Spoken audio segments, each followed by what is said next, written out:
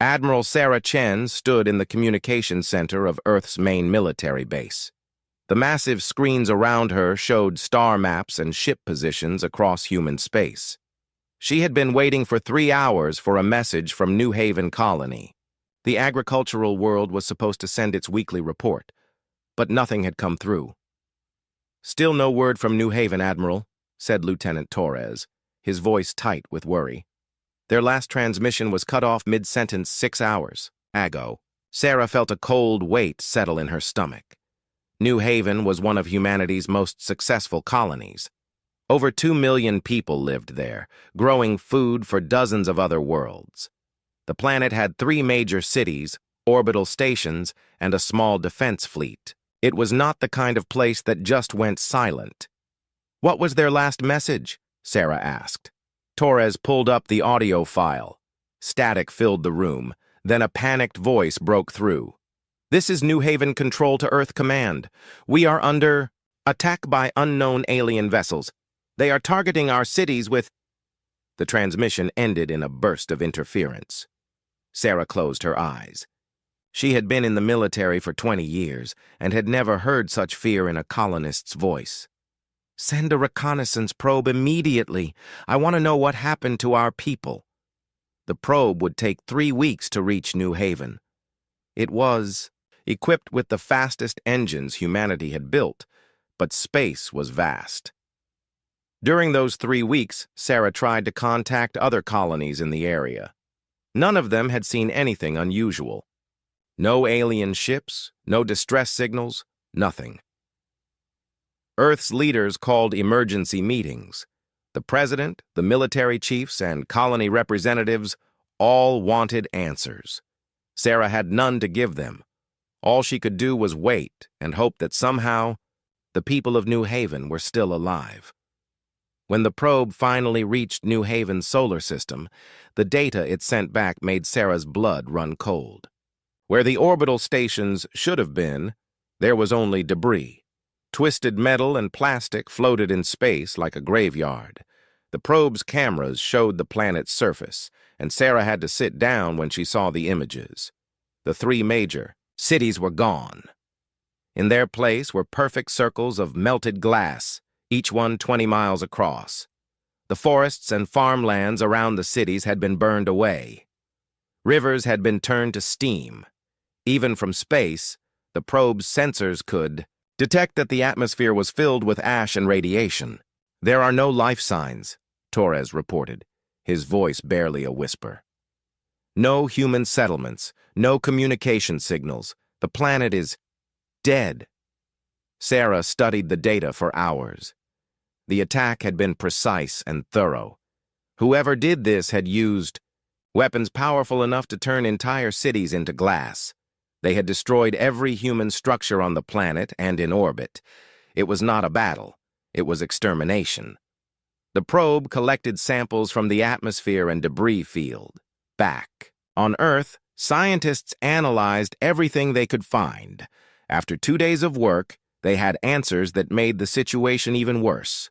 The weapon signatures match technology used by the hegemony of HFYWar, Dr. Martinez explained to Sarah and the other military leaders.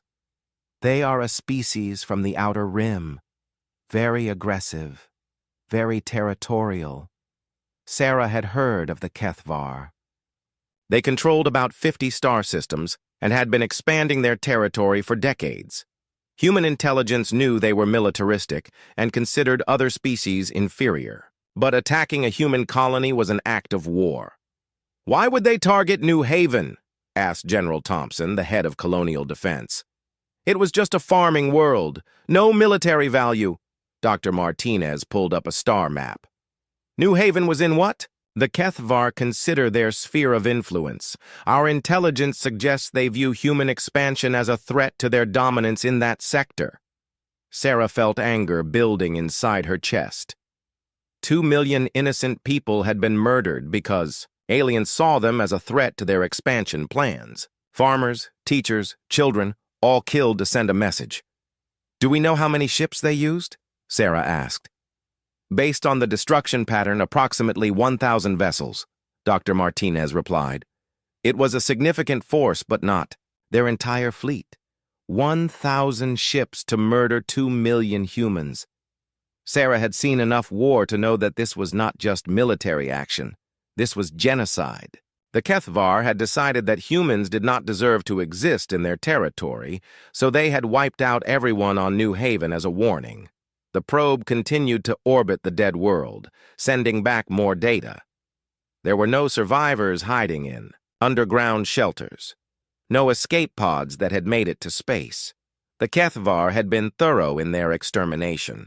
They had even destroyed the orbital farms and research stations that posed no military threat. Sarah walked to her office after the briefing. On her desk was a picture from New Haven's last harvest festival. Smiling families posed in front of golden wheat fields. Children played in the background while their parents celebrated another successful growing season. Now those fields were radioactive ash and those families were molecular vapor. Her assistant knocked on the door. "Admiral, the President wants to see you immediately. Emergency session with the Defense Council." Sarah knew what was coming. Earth's leaders would want options for response. They would ask about military capabilities and strategic targets. The HFYWar had just declared war on humanity by destroying New Haven. Now Earth had to decide how to answer. As she walked to the meeting, Sarah thought about the people of New Haven. They had volunteered to leave Earth and build a new life, among the stars. They had turned an empty world into a garden that fed millions. They had been peaceful, productive, and happy. And aliens had murdered them all because they existed in the wrong place. The HFYWar thought they were sending a message about human expansion. They wanted to show that they could destroy any human world they chose. They probably expected Earth to retreat, to abandon colonies in their territory to avoid more attacks. They were about to learn that they had made a terrible mistake. Humans did not abandon their own. When someone attacked human civilians, Earth responded with everything it had. The HFYWar had killed 2 million innocent people. Earth was about to show them what justice looked like when delivered by an angry planet with the largest industrial base in the galaxy. Sarah reached the meeting room and took her seat. Around the table, she saw the same cold fury in every face that she felt in her own heart. The President looked at each person in turn. "Ladies and gentlemen, we are here to discuss our response to the genocide committed against New Haven Colony. Admiral Chen, I want your honest assessment of our military options." Sarah stood up and activated the holographic display. Star maps showed human territory, HFYWar space, and the location where New Haven had once been. She looked at each face around the table and spoke with quiet certainty. "Mr. President, the HFYWar used 1,000 ships to destroy New Haven. They think they have sent us a message about their military strength." She paused and let her words sink in. "I recommend we send them a reply they will never forget." The war was about to begin. The Iron Consensus, the emergency session, lasted 18 hours. In that time, something unprecedented happened in human politics. The Terran Defense Council, which normally spent months arguing about budget allocations and territorial disputes, reached complete agreement in less than a day. Admiral Sarah Chen watched as representatives from every human nation and colony spoke. The delegate from Mars stood first, his red uniform reflecting the lights of the council chamber. "The Mars Defense Force places all our ships at Earth's disposal. Every vessel, every crew member, every weapon we have built. The Jupiter Federation." Representative stood next. "Our industrial shipyards will work around the clock. We can build more ships than any species in the galaxy has ever seen." One by one, every human government made the same pledge. The outer colonies, who usually complained about Earth's policies, offered their patrol fleets without reservation. The asteroid miners, who rarely got involved in politics, promised to convert their cargo ships into supply vessels. Even the independent traders and mercenary groups volunteered their services. President Martinez had called it the Iron Consensus. For the first time in human history, Every branch of humanity was united behind a single goal. The HFY had given them something that centuries of politics had failed to achieve: complete unity. "Admiral Chen," the president said, "you will have supreme command of all human military forces. Your mission is simple. Make the HFY pay for what they did to New Haven." Sarah accepted the position with a heavy heart. She understood what the president was really asking. This was not just about military strategy or territorial defense. This was about showing the galaxy that humans protected their own, no matter the cost. Within hours of the council meeting, ships began moving toward Earth. The planet's orbital space filled with vessels of every size and type. Massive dreadnoughts from the core worlds arrived alongside small frigates from frontier colonies. Transport ships brought supplies, ammunition, and fuel from across human space. The logistics were staggering. 700,000 ships needed coordination, supply lines, and battle plans. Sarah established her command center on Luna Base, where the massive computers could handle the data flow from such an enormous fleet. Her staff worked in shifts around the clock, organizing humanity's greatest military undertaking. The shipyards worked at maximum capacity. Earth's moon-based factories churned out new vessels every day. Mars contributed its famous heavy cruisers, built in the low gravity of the red planet's shipyards. Jupiter's gas mining platforms provided fuel for the fleet, while the asteroid belts supplied raw materials for weapons and armor. Other species watched humanity's mobilization with growing alarm. The Centauri Republic sent diplomatic messages urging restraint. The Arcturian Trade Alliance offered to mediate between humans and the HFY. Even the mysterious vegan collective, who rarely communicated with other species, sent warnings about the dangers of galactic warfare. Sarah read each message and filed them away. She appreciated the concern of humanity's allies, but this was not a matter for diplomacy. The HFY had committed genocide. They had murdered 2 million innocent people without warning or negotiation. The time for talking had ended when New Haven cities turned to glass. The fleet assembly took 6 months. During that time, intelligence reports came in about HFY movements. They were reinforcing their border systems and calling in ships from across their empire. Apparently, they had not expected such a massive human response to their attack on New Haven. "They think we are bluffing," reported Commander Kim from the Intelligence Division. "HFY communications intercepts suggest they believe humans are too weak and divided to mount a serious military campaign." Sarah smiled grimly. The HFY were about to learn how wrong they were. Human beings might argue about politics and trade disputes, but they never hesitated when their people were threatened. The aliens had killed human children. Now they would face the consequences. The Iron Fleet, as it came to be called, was unlike anything the galaxy had ever seen. 700,000 ships formed battle groups across dozens of star systems. Each group was larger than most species' entire military forces. The largest battle group, led by Sarah herself, contained 50,000 ships, including Earth's most powerful dreadnoughts. Sarah stood on the bridge of the EDF Retribution, humanity's newest and most advanced warship. Through the viewports, she could see hundreds of other vessels in formation. Their hulls gleamed with fresh armor plating and their weapons arrays bristled with destructive power. Each ship carried crews who had volunteered for this mission, knowing they might not return home.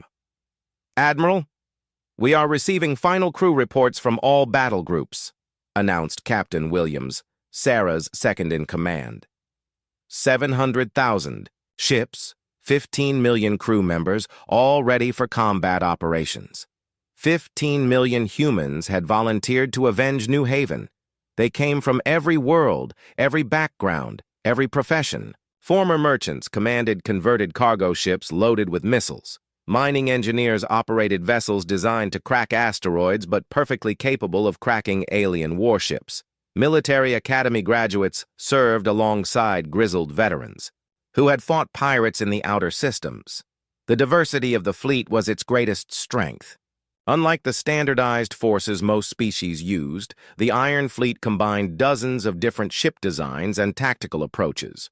Some battle groups specialized in long-range bombardment. Others focused on fast attack runs or defensive operations. The HFYWar would face an enemy that could adapt to any situation. Sarah received the final intelligence briefing before departure. The HFYWar Empire controlled 57 star systems with a total population of approximately 30 billion. Their military consisted of roughly 100,000 ships, most of them smaller than human vessels but equipped with the powerful weapons that had destroyed New Haven. "They are consolidating their forces," reported the intelligence officer. "It appears they plan to defend their core systems and abandon their outer territories if necessary." That suited Sarah perfectly. She did not want to chase HFYWar ships across the galaxy. She wanted to find them, defeat them completely, and make sure they never again considered attacking human civilians. The departure ceremony was broadcast across human space. Representatives from every world spoke about New Haven and the people who had died there.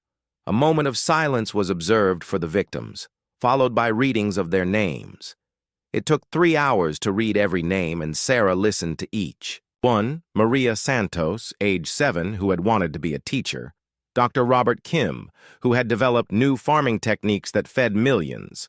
The Morrison family, who had just celebrated their first successful harvest on their new farm. 2 million names, 2 million lives cut short by alien hatred. As the ceremony ended, Sarah gave the order that would begin humanity's largest military campaign. "All ships, prepare for hyperspace jump. Set course for HFYWar territory. We have people to remember and justice to deliver." The hyperspace engines of 700,000 ships charged simultaneously. Space itself seemed to bend around the massive fleet as they prepared to jump across the galaxy. Other species watching the departure would later describe it as terrifying and beautiful, like watching a force of nature given purpose and direction. Sarah thought about the HFYWar leadership, probably confident in their military strength and secure in their fortified worlds. They had attacked what they saw as a weak human farming colony, expecting no serious response. They had calculated that humanity would retreat rather than risk galactic warfare. They were about to discover that they had miscalculated everything about human nature. The species that had turned dead worlds into gardens would now turn their industrial might toward war. The people who had built cities in the depths of space would bring that same determination to destroying those who threatened their children. The hyperspace jump began, and 700,000 ships disappeared into the void between stars. The Iron Fleet was going to war, carrying with it the combined fury of an entire species. The HFYWar had wanted to send humanity a message about power and territory. Earth was about to deliver a reply written in fire and steel that would echo across the galaxy for generations. The Long Hunt. The first HFYWar system fell in 4 hours. Admiral Sarah Chen watched from the bridge of the Retribution as her forces surrounded the outer world of Kelthak. 50,000 human ships emerged from hyperspace simultaneously, their weapons trained on the planet's orbital defenses. The HFYWar commander obviously expected a negotiation. His transmission came through within minutes, translated by the ship's computers. "Human fleet, you are violating hegemony space. Withdraw immediately or face destruction." Sarah's response was broadcast to every ship in both fleets. "This is Admiral Chen of the Terran Defense Force. You have one opportunity to surrender unconditionally. Any hostile action will result in the complete elimination of your forces." The alien commander's reply came back filled with what the translators identified as laughter. "Foolish humans, you face the might of the HFYWar hegemony. We will destroy you as we destroyed your pathetic colony." That was the wrong thing to say. Sarah gave the order, and 20,000 human ships opened fire simultaneously. The Kethvar defense fleet, numbering roughly 800 vessels, lasted exactly 11 minutes. Their ships were well designed and their crews fought bravely, but they faced overwhelming firepower from every direction. The orbital defense platforms around Kelthak fell next. Massive structures that had taken decades to build were reduced to expanding clouds of debris in minutes. The humans used precise, overwhelming force that left no room for resistance or escape. When the shooting stopped, Sarah opened a channel to the planet's surface. People of Kelthak, your military forces have been defeated. You will not be harmed if you do not resist. We are here to end your government's ability to commit genocide, not to harm civilians. The planet surrendered. Without further fighting, Sarah left a small garrison force and moved the main fleet to the next system. This became the pattern for humanity's advance through Kethvar space. Arrive in overwhelming numbers, demand surrender, and destroy any resistance completely. The second system took 3 hours. The third took 6 hours, but only because the Kethvar had fortified it more heavily. By the end of the first month, 12 Kethvar systems had fallen to human forces. Each victory was broadcast throughout the galaxy, showing other species what happened when someone murdered human civilians. The Kethvar military tried different strategies. They attempted ambushes in deep space, using their knowledge of local space routes to surprise human battle groups. The ambushes failed because humans brought so many ships that losing a few hundred vessels barely affected their combat capability. They tried hit-and-run attacks on human supply lines. This strategy also failed because Earth had prepared for a long campaign. Supply convoys were protected by battle groups larger than most species' entire fleets. When Kethvar raiders attacked a convoy of ammunition ships, they found themselves facing 5,000 human warships instead of the few dozen escorts they expected. The Kethvar leadership sent increasingly desperate messages to other galactic powers, asking for military assistance or diplomatic intervention. Most species politely declined to get involved. A few tried to mediate, but Sarah's response was always the same. Unconditional surrender was the only acceptable outcome. They killed our children, she told the Centauri ambassador during one attempted negotiation. They turned our cities to glass and laughed about it. There will be no compromise with genocidal killers. 3 months into the campaign, the Iron Fleet had conquered half of Kethvar space. The human advance was methodical and unstoppable. Each system was surrounded, isolated, and given one chance to surrender. Most Kethvar commanders chose to fight, confident in their military training and advanced weapons. They learned that superior numbers could overcome any tactical advantage. Human ships might be individually weaker than Kethvar vessels, but when 100 human ships attacked one alien vessel, the outcome was never in doubt. Human crews were well-trained and determined, fighting with the memory of New Haven to drive them forward. Commander Torres, now serving as Sarah's intelligence chief, reported on Kethvar morale. Their communications are becoming increasingly panicked. They are pulling ships from their outer territories to defend their core systems. This suited Sarah's strategy perfectly. She wanted the Kethvar to concentrate their forces. It would make the final battle more decisive and prevent scattered remnants from continuing to threaten human colonies later. The Iron Fleet adapted its tactics as the campaign progressed. Some battle groups specialized in siege warfare, slowly grinding down heavily fortified systems. Others focused on rapid strikes against lightly defended worlds. The most mobile groups hunted down fleeing Kethvar ships, ensuring that no significant enemy forces escaped to cause trouble later. Human industrial capacity proved decisive in sustaining the campaign. Earth's shipyards replaced losses faster than the Kethvar could inflict them. Ammunition factories worked around the clock to keep the fleet supplied. Medical ships evacuated wounded crew members and returned them to fighting condition within weeks. The Kethvar tried to match human industrial output, but their economy was based on conquest rather than production. They had taken what they needed from conquered worlds, rather than building their own manufacturing base. When human forces cut their supply lines and captured their shipyards, HFY production collapsed. By the fourth month, captured HFY officers were talking freely about their empire's situation. The translation computers revealed growing desperation in their military communications. Units were reporting equipment failures they could not repair and ammunition shortages that could not be resupplied. Sarah felt no sympathy for their predicament. These were the same forces that had killed every human being on New Haven without warning or mercy. If they were running out of ammunition, they should have thought about that before committing genocide. The campaign reached a turning point when the Iron Fleet captured the major industrial world of Kethros. The planet's shipyards had produced a significant portion of the HFY fleet, and its fall crippled their ability to replace losses. More importantly, the planet's databanks contained complete intelligence on HFY military deployments and strategic plans. They are consolidating everything at their homeworld, Torres reported after analyzing the captured data. Every remaining ship, every defense platform, every weapon they have left. They are planning to make their final stand at HFY Prime.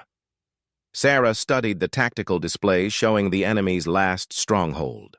HFY Prime was heavily fortified with orbital weapons platforms, defensive fleets, and planetary shields. The HFY had spent centuries building it into an impregnable fortress. Under normal circumstances, attacking such a position would cost an enormous number of ships and lives, but these were not normal circumstances. Sarah commanded 700,000 ships against an enemy that now had fewer than 20,000 functional vessels. The HFY had built their fortress to withstand conventional attacks. They had not planned for an assault by the largest military force in galactic history. The final preparations took 2 weeks. Sarah assembled her most powerful battle groups for the assault on HFY Prime. 200,000 ships would participate in the attack, while the remaining forces secured conquered territory and prevented any chance of HFY reinforcement. As the fleet prepared for hyperspace jump to the enemy homeworld, Sarah addressed her forces one final time. Her message was broadcast to every ship in the Iron Fleet, reaching the millions of humans who had spent months fighting to avenge New Haven. We are about to finish what the HFY started when they murdered our people. They chose genocide as their weapon. We choose justice as ours.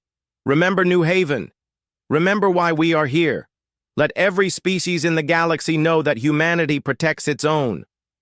The hyperspace engines charged, and 200,000 ships prepared to deliver the final blow to the HFY Empire. The long hunt through alien space was almost over. Soon, the species that had laughed while burning human children alive would face the full consequences of their actions. Sarah thought about the families on New Haven who would never see this day. They deserved to witness the justice being delivered in their names. The best she could do was ensure that their deaths had meaning, that their sacrifice would prevent other human children from suffering the same fate. The jump began, and the largest battle fleet in galactic history disappeared into hyperspace, carrying with it the promise of final justice for the dead of New Haven Colony. The HFY homeworld. 200,000 human ships emerged from hyperspace around HFY Prime like a swarm of angry metal insects. Admiral Sarah Chen watched the tactical displays as her fleet took positions around the alien homeworld. The planet hung before them, a blue-green sphere surrounded by layers of defensive platforms and patrol ships. The HFY had spent their entire history building their homeworld into a fortress. Massive orbital weapons platforms circled the planet in 3 defensive rings. Energy shields protected the platforms from long-range attack. Defense fleets patrolled between the rings, ready to intercept any attacking force. It was an impressive sight, the kind of defensive system that had protected HFY Prime for centuries. Under normal circumstances, it would have been nearly impossible to assault. But the circumstances were far from normal. Enemy fleet composition? Sarah asked. Captain Williams. Approximately 18,000 ships of various classes, Williams replied, studying the sensor data. Their orbital defenses include over 3,000 weapons platforms. Planetary shields are active around all major population centers. Sarah nodded. The HFYWar had gathered every ship they had left for this final battle. Their entire remaining military force was concentrated around their homeworld. It was exactly what she had hoped for. One decisive engagement that would end their ability to threaten human colonies. The first communication from the planet came within minutes. The voice belonged to someone who identified himself as Supreme. Commander Velthak, leader of all HFYWar forces. Human Admiral, you have won several battles against our outer systems. But now you face the true power of the hegemony. Withdraw your forces, and we may consider allowing some of your ships to escape destruction. Sarah activated the fleet-wide communication system. Her response would be heard by every human and HFYWar in the system. Supreme Commander Velthak, I am Admiral Sarah Chen of the Terran Defense Force.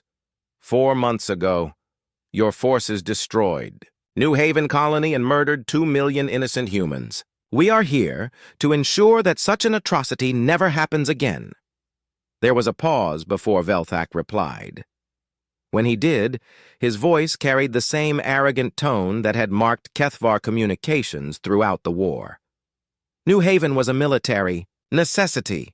Your species was expanding into our territory. We simply removed the threat before it could grow larger. Sarah felt her anger rise, but kept her voice calm. You murdered children in their schools and families in their homes. You turned entire cities to glass without warning. That was not military action, it was genocide. Your opinion is irrelevant, Velthak responded. You face the combined might of our empire. 18,000 ships and 3,000 orbital platforms await your attack. How many of your people will you sacrifice for your foolish quest for revenge? Sarah looked around the bridge at her officers. She saw the same cold determination in their faces that she felt in her own heart. These were people who had spent months fighting their way through HFYWar space, witnessing the evidence of alien cruelty on every world they liberated. Supreme Commander, you seem to have miscounted our fleet, Sarah said. We are not here with a few hundred ships hoping to win through superior tactics. We brought 200,000 warships to your homeworld. We are not here to fight your 18,000 ships. We are here to eliminate them. The communication channel went silent. Sarah could imagine the shock on the alien bridge as they processed what she had said. 200,000 ships was 10 times larger than their entire defending force. The HFYWar had never faced such overwhelming odds. Begin the attack, Sarah ordered. All battle groups commence bombardment of outer defensive ring. The space around HFYWar Prime lit up with weapons fire. 50,000 human ships opened fire simultaneously on the orbital platforms defending the planet's outer perimeter. The energy output was so massive that it temporarily overloaded several sensor systems. The HFYWar platforms returned fire, their powerful weapons cutting through human ships like knives through paper. But for every human vessel destroyed, 100 more continued the attack. The platforms had been designed to defeat attacking fleets of a few thousand ships, not a force that darkened the entire star system. The first defensive ring fell in 30 minutes. The massive platforms that had protected HFYWar Prime for generations were reduced to expanding clouds of debris. The HFYWar defense fleet tried to intervene, but they were hopelessly outnumbered. 18,000 ships could not fight 200,000 and hope to survive. Supreme Commander Velthak opened communications again as his outer defenses crumbled. Admiral Chen, perhaps we can reach an understanding. The hegemony is prepared to discuss terms for ending this conflict. Sarah's response was immediate. The time for negotiations ended when you turned our children into ash. Surrender unconditionally or be destroyed. We are a proud people, Velthak replied. We will not bow to human demands. Then you will die for your pride, Sarah said, and ordered the attack to continue. The second defensive ring lasted an hour. The HFYWar had concentrated their most powerful weapons there, and the platforms fought with desperate courage. Human losses mounted into the thousands as alien beams tore through ship after ship, but the outcome was never in doubt. Superior. Numbers overcame every tactical advantage. As the second ring fell, something unexpected happened. Individual HFYWar ships began breaking formation and fleeing the battle. They were not retreating in an organized fashion. They were simply running in panic as they realized the hopelessness of their situation. "Should we pursue the fleeing ships?" asked Captain Williams. Sarah considered the question. Part of her wanted to hunt down every HFYWar vessel and destroy them all. But she had a larger purpose here. "Let them go. Our goal is to end their ability to threaten human colonies, not to exterminate their entire species." The final defensive ring put up the strongest resistance. These platforms were built into the planet's orbital infrastructure and could not easily retreat. Their crews knew they were fighting for their homeworld and gave everything they had. It was not enough.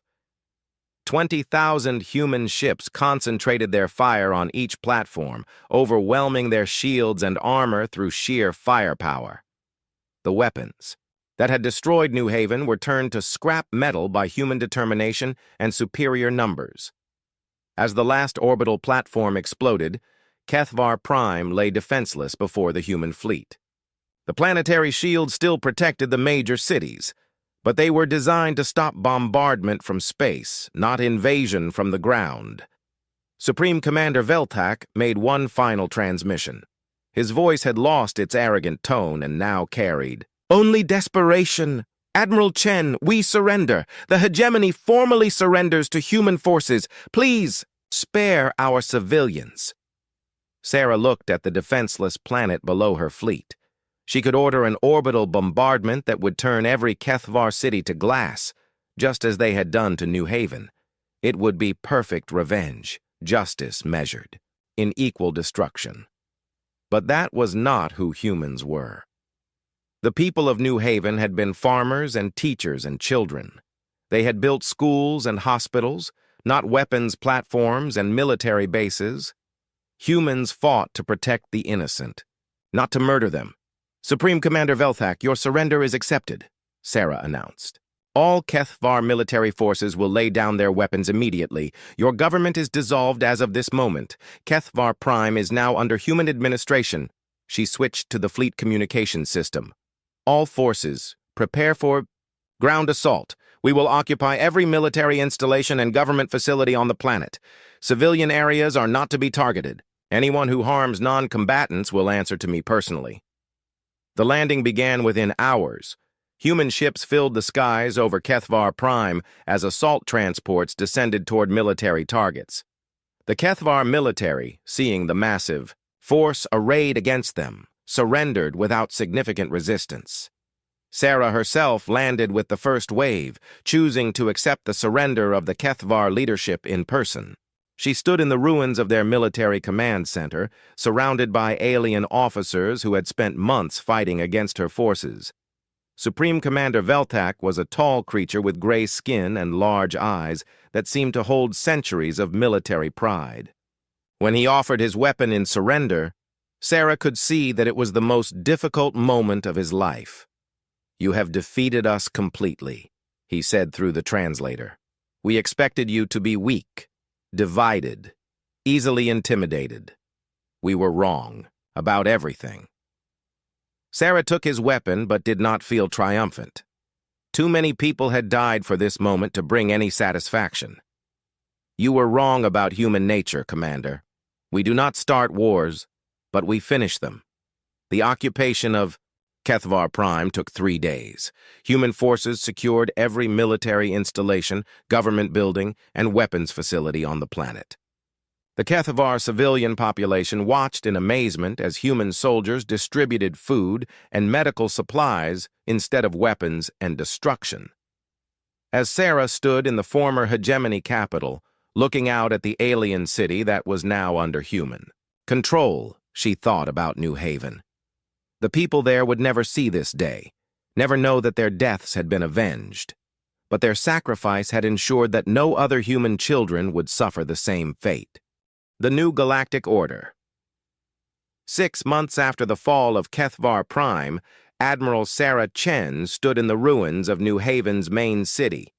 The glass crater stretched for miles in every direction, a permanent scar on the planet's surface. Radiation levels had dropped enough for humans to visit safely, but the land would never again support the farms and homes that had once thrived there.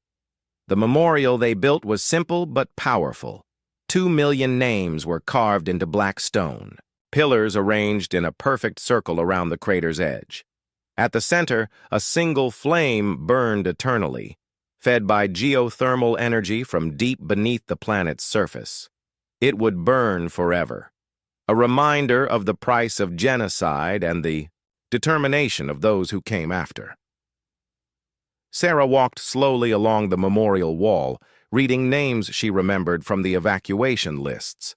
Families who had volunteered to build a new world among the stars, children who would never grow up, teachers who would never see another classroom, all victims of alien hatred and military pride. The HFY Empire no longer existed. After the surrender at their homeworld, human administrators had systematically dismantled every aspect of their government and military. The process had been thorough but surprisingly merciful. Unlike the HFY treatment of New Haven, humans had made sure that civilian populations were protected and cared for. The former HFY worlds were now organized into the Human Protection Zone, administered directly by Earth's colonial government. The alien populations were relocated to a dozen carefully selected planets where they could rebuild their society under strict supervision. They would be watched for generations, but they would be allowed to live. It was the right decision, said Captain Williams, who had joined Sarah for the memorial dedication. Showing mercy to their civilians proves that we are better than they were. Sarah nodded, though part of her still wondered if complete destruction might have been more appropriate. The HFY had shown no mercy to New Haven. Why should humans be more generous to those who had committed genocide? But she knew the answer. Humans were better than the HFY because they chose to be better. The people of New Haven had been peaceful, productive, and kind. Honoring their memory meant acting with the same values they had lived by, even toward their killers. The memorial ceremony was attended by representatives from across human space and beyond. Every human world sent delegations to remember the dead and witness the promise that such an atrocity would never be allowed to happen again. Several alien species also attended, their ambassadors laying flowers at the memorial walls. The Centauri Republic's ambassador spoke for many when she addressed the gathering. Today, we remember not only the victims of New Haven, but the lesson their deaths taught the galaxy. Humanity has shown that it possesses both the power to wage devastating war and the wisdom to show mercy in victory. The campaign against the HFY had changed everything about humanity's position in galactic politics. Before New Haven, humans were seen as a young species, rapidly expanding but not particularly threatening to established powers. After the Iron Fleet's demonstration of overwhelming military force, every alien government suddenly wanted better relations with Earth. Trade agreements that had been stalled for years were suddenly approved within weeks. Territorial disputes that had dragged on for decades were resolved in humanity's favor. Species that had never acknowledged human claims to star systems now formally recognized Earth's sovereignty over vast regions of space. Sarah found the change both satisfying and disturbing. It was good that humans were finally being treated with respect, but troubling that respect came only through fear. She had hoped that other species would value human friendship for its own sake, not because they were afraid of human warships. Chatu. Numbers told the story of humanity's new status. The Iron Fleet had lost approximately 15,000 ships during the campaign, less than 3% of the force that had set out to avenge New Haven. Earth's shipyards had already replaced those losses and built thousands more vessels. The industrial capacity that had sustained the war effort continued to produce new ships even in peacetime. Other species looked at those numbers and realized what they meant. Humanity could field the largest military force in galactic history, without straining their economy or depleting their reserves. The ships that had conquered the Kethvar Empire were just a fraction of what Earth could build if truly threatened. The former Kethvar territories presented both opportunities and challenges for human administration. Many of the conquered worlds had valuable resources or strategic locations, but they also had alien populations that needed to be integrated peacefully into human space.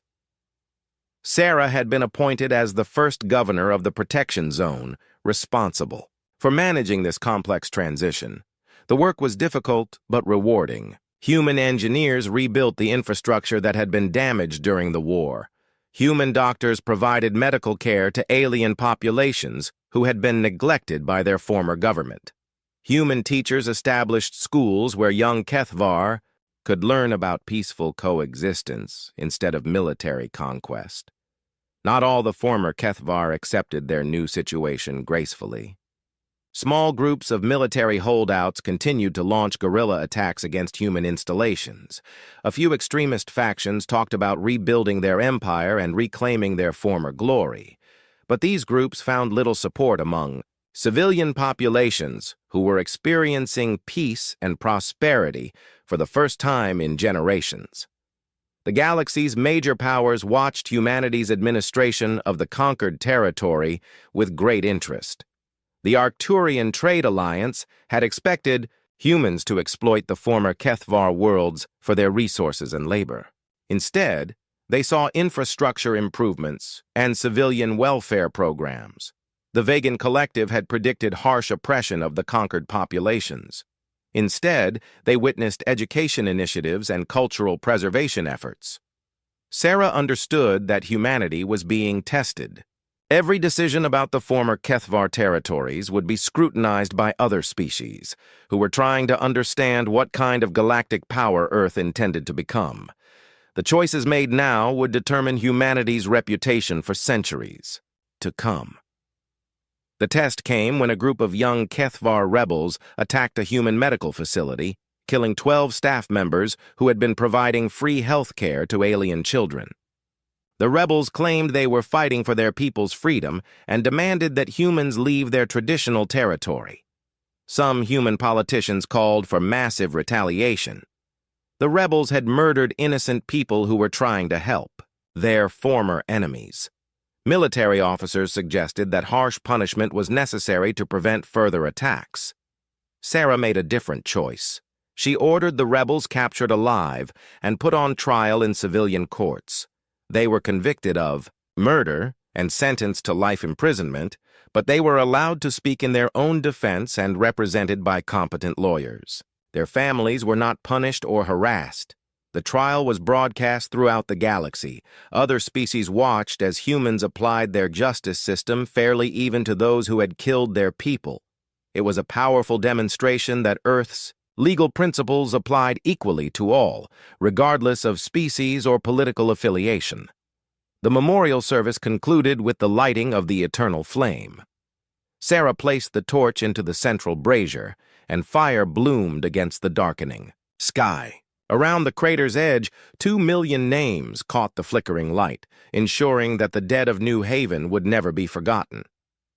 As the crowd dispersed, Sarah remained at the memorial with a small group of survivors.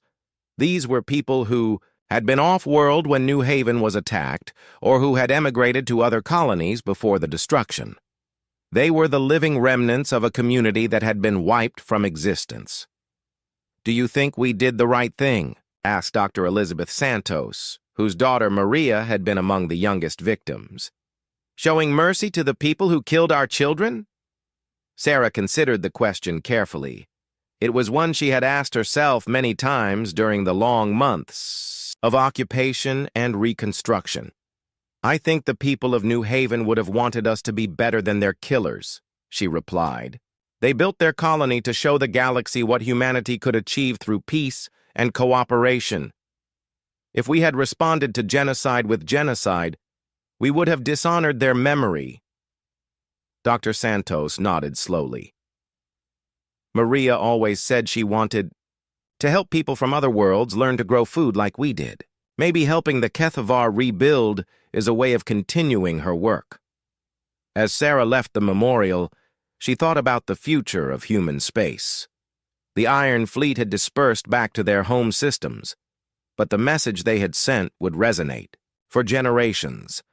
Humanity would protect its people with overwhelming force when necessary, but it would also show mercy to defeated enemies and justice to all who lived under its protection. The galaxy had learned that humans were not a species to be trifled with, but more importantly, it had learned that humans were a species that could be trusted with power. The tears shed over New Haven's graves had watered the seeds of a new galactic order, one where genocide would find no refuge and justice would be delivered by those strong enough to enforce it.